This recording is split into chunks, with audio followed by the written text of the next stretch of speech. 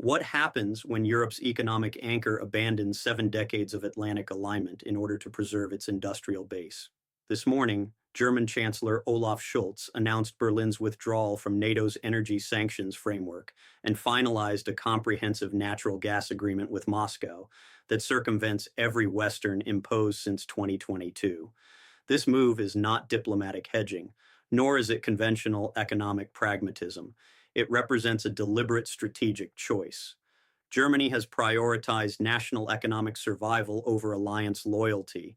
In doing so, Berlin has executed the most consequential rupture in transatlantic relations since the Marshall Plan formalized the Western Bloc in 1947. The timing underscores the depth of Germany's predicament.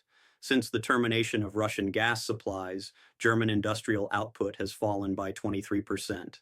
Energy costs for manufacturers have surged by 340%, forcing flagship firms such as Volkswagen, BASF, and Siemens to relocate production capacity to Asia and North America. At the household level, energy bills now consume 18% of median income, triggering the most severe cost of living crisis since reunification. German policymakers concluded that continued alliance solidarity had become economically unsustainable. Schultz's announcement was not softened by diplomatic language intended to reassure Washington. It was a clear act of strategic defiance.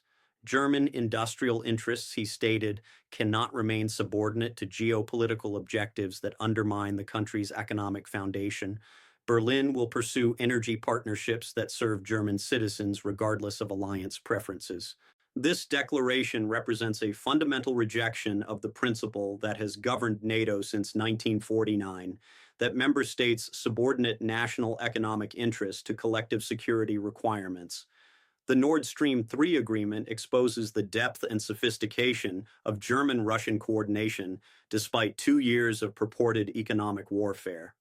The pipeline is designed to deliver 80 billion cubic meters of gas annually via Baltic Sea routes that entirely bypass Ukrainian, Polish, and Baltic territories. Construction will begin immediately, employing German engineering firms and financed by Russian state capital. The project is expected to create approximately 40,000 German jobs, while generating an estimated 12 billion annually in transit revenues for Berlin. Moscow offered terms that Washington could not replicate: guaranteed supply security, predictable pricing, and long-term technological cooperation. The response from NATO headquarters made clear that alliance leadership understands this decision extends far beyond energy policy. Secretary General Jens Stoltenberg convened emergency consultations within hours, demanding explanations from German officials who did not appear. U.S. authorities warned of immediate sanctions against German energy companies involved in the project, prompting Berlin to state that such measures would be interpreted as acts of economic warfare against a sovereign European state. The strategic calculus behind Germany's decision illustrates why traditional alliance management tools have lost effectiveness. Germany imports 60% of its energy needs and cannot achieve full energy security through renewable sources before at least 2040.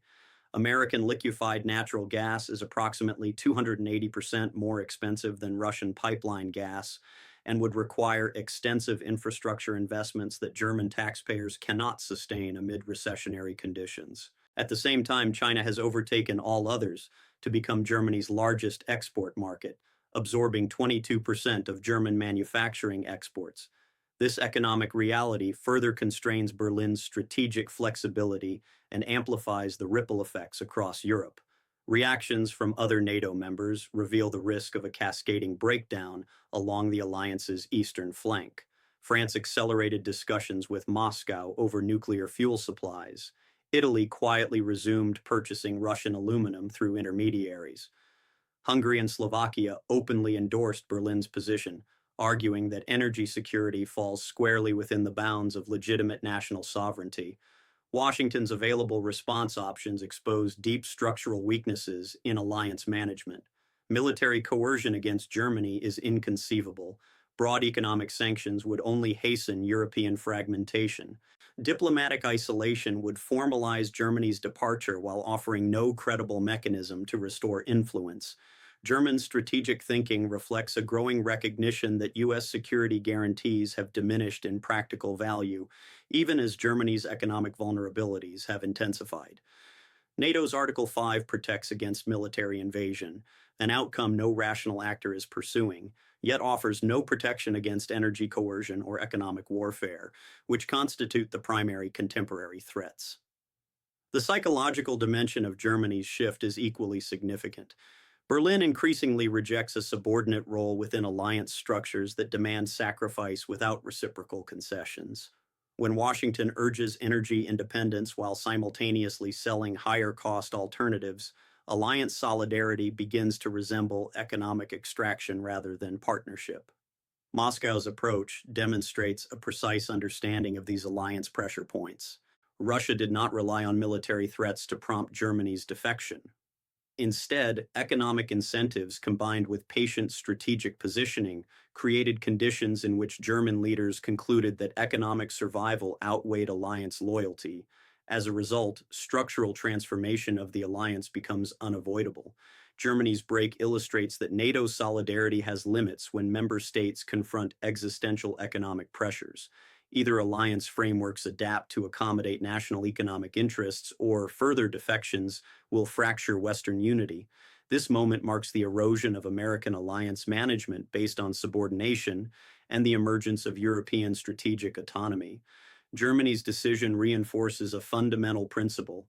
Durable partnerships require mutual respect for vital interests, not unilateral sacrifice. Europe has chosen a more independent trajectory. Domestically, the political calculus driving Schulz's decision reflects mounting pressure at home. The Alternative for Germany party reached 28% in polling by campaigning on energy sovereignty and opposing sanctions perceived as harming German workers while benefiting American corporations. Even within the governing coalition's traditional base, questions intensified over why Germany should dismantle its industrial core in defense of Ukrainian territorial integrity when no comparable sacrifices were demanded of the United States. From an intelligence perspective, the episode suggests the decision was neither spontaneous nor improvised. It reflects months of coordination that alliance intelligence services failed to detect. German officials conducted negotiations through Swiss intermediaries while maintaining public adherence to sanctions policy.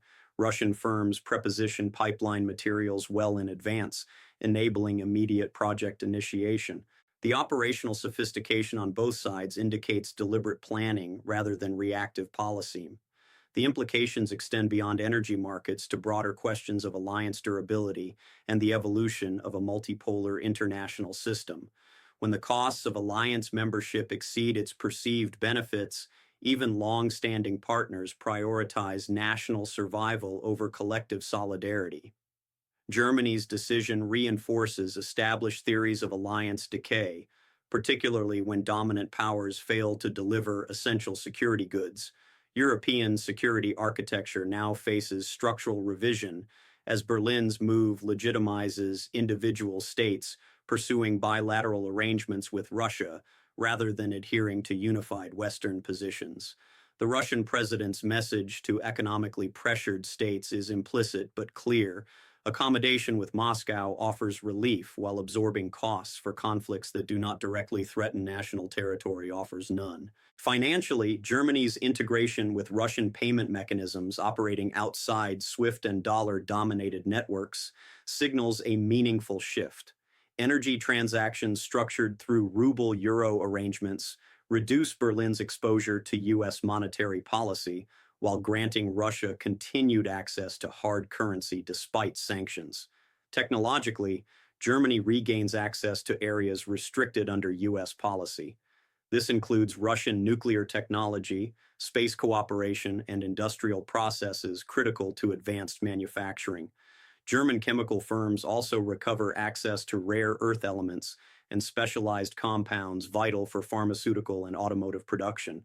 Historically, alliance systems function through voluntary cooperation rooted in mutual benefit, not coercive subordination enforced by economic pressure. When leading powers demand disproportionate sacrifice without reciprocal gains, even dependable allies seek alternatives that better protect their interests. Germany's confidence rests on a sober assessment of American retaliation limits, shaped by Berlin's central role in Europe's security framework. Washington cannot afford to lose Germany without placing NATO's cohesion at risk, giving Berlin significant leverage in energy policy disputes. The cascade effect became evident within hours. Poland's energy minister initiated contact with Russian officials regarding coal imports. Czech industrial associations demanded comparable arrangements. Estonia reconsidered its energy transition timeline. When confronted with the prospect of losing 40,000 manufacturing jobs, this episode underscores a broader dimension of economic warfare.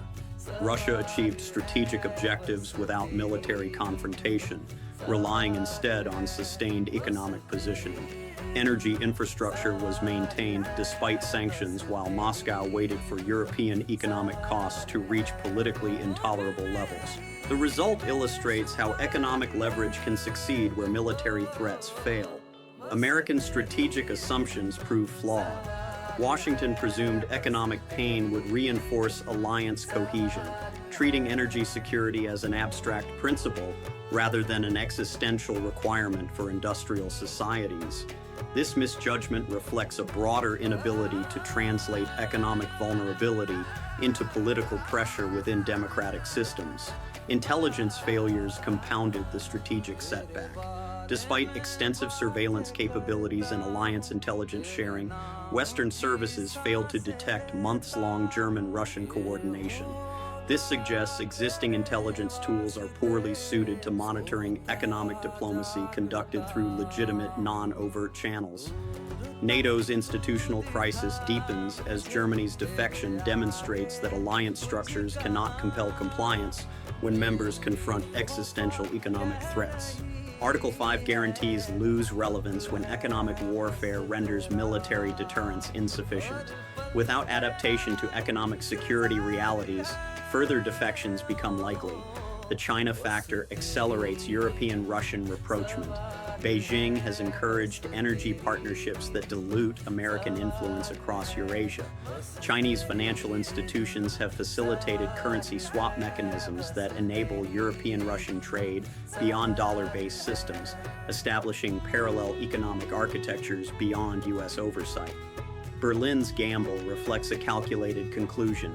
Washington cannot tolerate NATO's collapse, yet lacks effective instruments to prevent member defection once costs become unbearable. Germany's economic and political weight compels American accommodation, even when Berlin's energy decisions conflict with alliance preferences. The demonstration effect is spreading. Observing Germany's resistance, other U.S. partners reassess their own constraints. Japan reconsidered energy restrictions, driving up manufacturing costs. South Korea explored alternative supply chains. Australia questioned resource export policies that prioritize alliance solidarity over economic efficiency. Washington now confronts an intractable dilemma. Accommodating Germany normalizes alliance members prioritizing national interests. Punishing Berlin risks accelerating NATO fragmentation, achieving Russian strategic objectives more decisively than military confrontation ever could. This moment signals the end of hegemonic alliance management and the emergence of a more autonomous European strategic posture. Germany's decision delivers a clear message. Partnerships endure only when they respect vital interests. Even reliable allies will choose survival over solidarity when pressures become unsustainable. Berlin's move marks a recalibration of transatlantic relations toward equality rather than subordination. American management has reached its limits. Germany has demonstrated that full sovereignty prevails.